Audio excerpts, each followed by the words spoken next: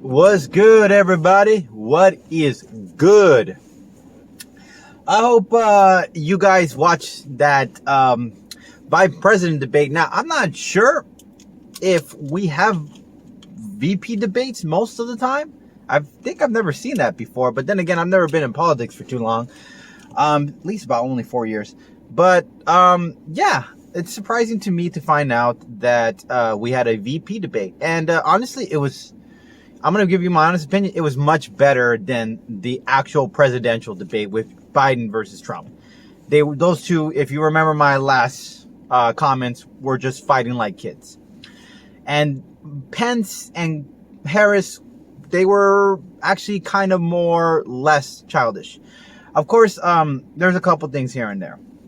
First off, I'm going to tell you, I'm not for Harris or for Pence. Okay. Pence clearly has some systemic racism in him. Whether anybody wants to accept that or not, it's pretty obvious.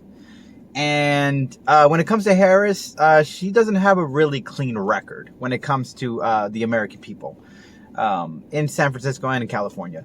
So these two are not fit to be president. But let me just throw these curveballs for a second. So Biden and Harris, if they were to win, and God forbid something happens to Biden, Kamala Harris would be the very first female president of the United States. She wouldn't be the first elected, but she would be the first president female of the United States. Now, if this were to happen, and Kamala, let's say she gets 2 years in office to do this, to do work, she could help the feminine movement, or at least help female politicians get their name a little more recognition into the ticket. If Kamala Harris does a good job, at least some good for the country, then yes, I could see female presidents coming a lot more closer to the corner because of her leadership, depending if she does a good job. If Pence and Trump were to win, and something happens to Trump because he's right now having COVID. He's not in the best shape in the world. Let's be real. This is hypothetical. Pence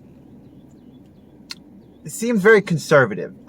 He's got that old school right wing mentality, pro-life, and at the same time, I don't think he wants to raise taxes on rich people. He's very religious. He condemned the whole knee thing for the football national anthem, kneeing for the national anthem, which makes no sense because what does it have to do with anything? But anyways, beside the point. Pence is not going to be better. He's a little more smarter than Trump. He puts himself that way, but he's not going to be any better. He didn't take care of the task force. I don't even know why he was in charge of the task force for the COVID situation, for the COVID crisis. It makes no sense. But anyways, I digress. These two, I kind of saw Pence the majority of the time, or not the majority, but some of the time, straying away from the questions and going back kind of go back around to certain things that they were talking about at a few minutes moment, but he had to let go. He doesn't want to let it go. He just goes back and addresses it, and then doesn't answer the question, I believe, that the commentator is trying to ask him. I forget what the name of those people who who do the debates for you, or are the ones who are narrating it, I guess, in a way. I don't know what they call them. But anyways, with Harris, they really went easy on her, to be honest. They really were attacking Pence. I'm not gonna lie, I'm not the type of person to be dishonest. They were really trying to get Pence on a lot of stuff. With Harris, you weren't getting that. They didn't attack her on her record. They didn't really attack her on anything. And it just seemed like the whole time the debate was kind of going towards defending Trump and Biden's, history of how they handle things. And that's kind of like what we're not trying to focus on. We're trying to focus on policy substance. Okay, you really want to win a debate, policy substance and record. There was attacks on records. That's for sure from both ends.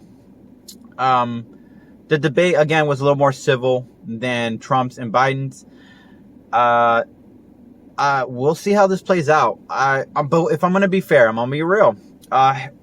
Kamala Harris and Joe Biden and Kamala Harris are the much more better choice. Obviously, I hate to say that, because they would actually do some good along with the bad, but they would do some good for the country that would do better than what Trump has been doing for the past 4 years. And if Trump gets another 4 years, we're not going to see any great, good things being done for the American people. It's just going to be a lot of talk around, a lot of BS.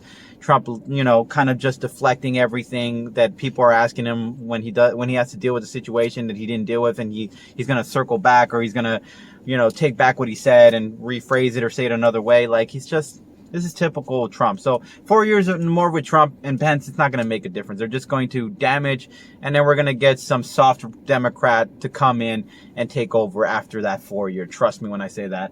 Or Biden gets lucky, he wins the ticket, and so does Kamala Harris, and we might see some changes. But to be honest, either one of these candidates, it's almost like taking a big cup of nails and swallowing it. Just drinking that down. Yeah. That's how I'm going to leave it. If you're not already aware, November 1st, this channel will no longer have any videos being uploaded from it. So we will be saying goodbye, farewell to Gather to Society. It was a great blast.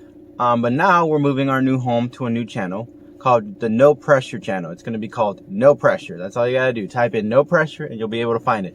November 1st, 2020, baby. That's when we're going to have our first episode. Really excited. Please subscribe, share. Not asking for any donations. All we're asking for you guys to do is support the channel. Really appreciate it. Catch you guys later.